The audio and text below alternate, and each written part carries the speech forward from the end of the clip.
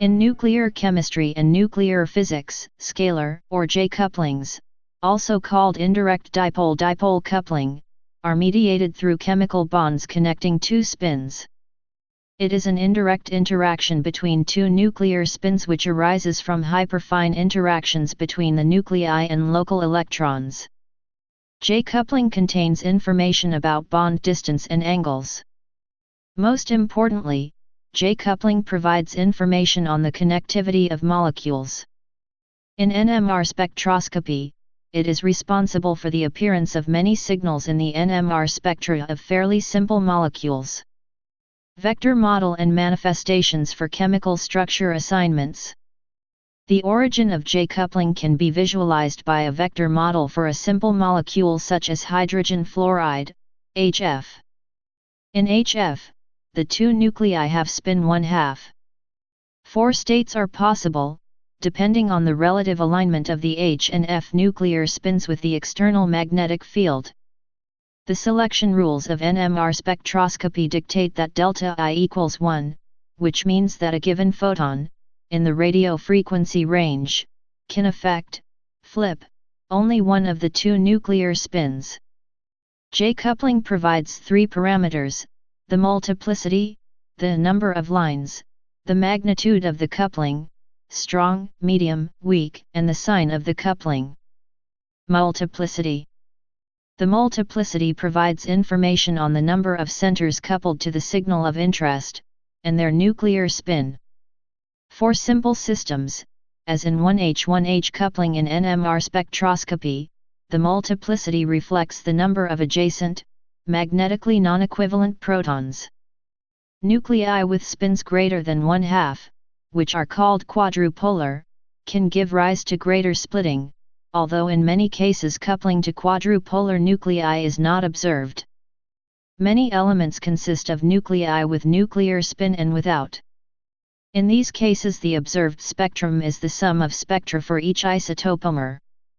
One of the great conveniences of NMR spectroscopy for organic molecules is that the many lighter elements are nearly monoisotopic.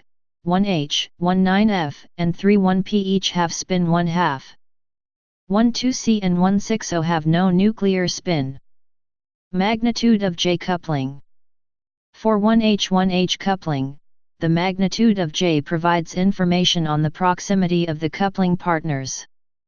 Generally speaking, 2-bond coupling, i.e. 1HC1H, is stronger than 3-bond coupling, 1HCC1H.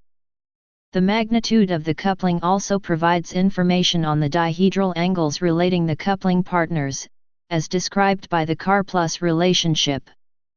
For heteronuclear coupling, the magnitude of J is related to the nuclear magnetic moments of the coupling partners.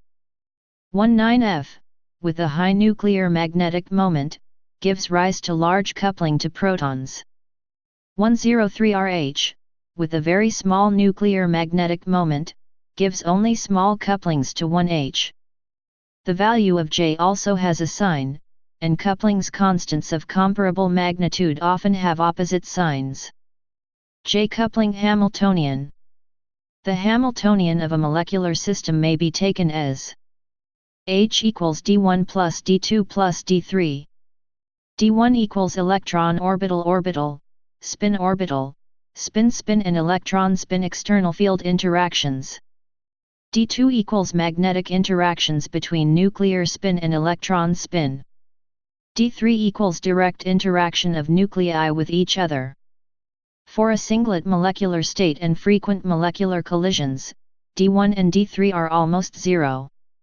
It depends on molecular orientation, but in an isotropic liquid it reduces to a number, the so-called scalar coupling.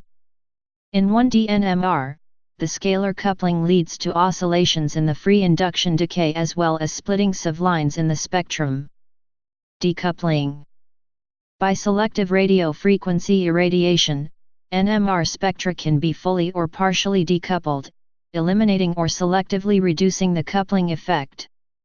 Carbon-13 NMR spectra are often recorded with proton decoupling. History. In October 1951, E. L. Hahn and D. E. Maxwell reported a spin echo experiment which indicates the existence of an interaction between two protons in dichloroacetaldehyde. In the echo experiment, two short, intense pulses of radio frequency magnetic field are applied to the spin ensemble at the nuclear resonance condition and are separated by a time interval of tau. The echo appears with a given amplitude at time 2 tau. For each setting of tau, the maximum value of the echo signal is measured and plotted as a function of tau. If the spin ensemble consists of a magnetic moment, a monotonic decay in the echo envelope is obtained. In the Hahn-Maxwell experiment, the decay was modulated by two frequencies. One frequency corresponded with the difference in chemical shift between the two non-equivalent spins, and a second frequency, J, that was smaller and independent of magnetic field strength, J/2 pi equals 0.7 Hz. Such interaction came as a great surprise. The direct interaction between two magnetic dipoles depends on the relative position of two nuclei in such a way that when averaged over all possible orientations of the molecule it equals to 0. In November 1951, N. F. Ramsey and E. M. Purcell proposed a mechanism that explained the observation and gave rise to an interaction of the form I1 I2. The mechanism is the magnetic interaction between each nucleus and the electron spin of its own atom together with the exchange coupling of the electron spins with each other. In the 1990s, direct evidence was found for the presence of J couplings between magnetically active nuclei on both sides of the hydrogen bond. Initially, it was surprising to observe such couplings across hydrogen bonds since J couplings are usually associated with the presence of purely covalent bonds. However, it is now well established that the H-bond J couplings follow the same electron-mediated polarization mechanism as their covalent counterparts. The spin-spin coupling between non-bonded atoms in close proximity has sometimes been observed between fluorine, nitrogen, carbon, silicon, and phosphorus atoms. Please subscribe and thanks for watching.